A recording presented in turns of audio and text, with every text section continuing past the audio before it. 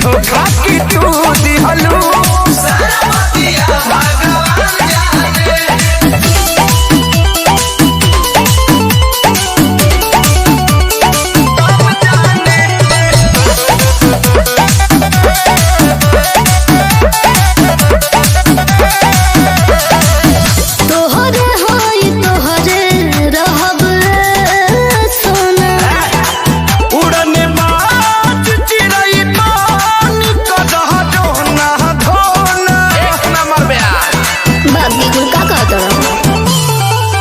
बाबू बोली से बोली चलावा तारा तू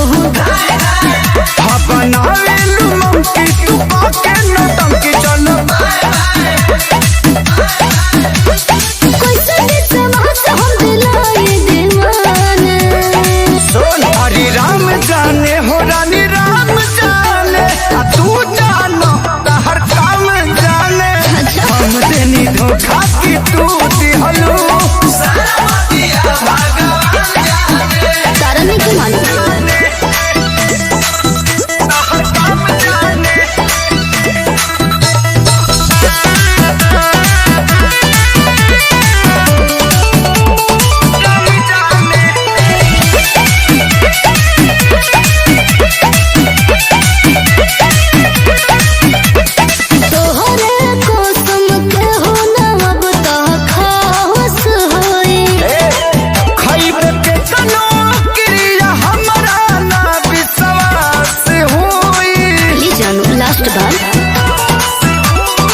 अब मान जाए सोना करो जन सोना हो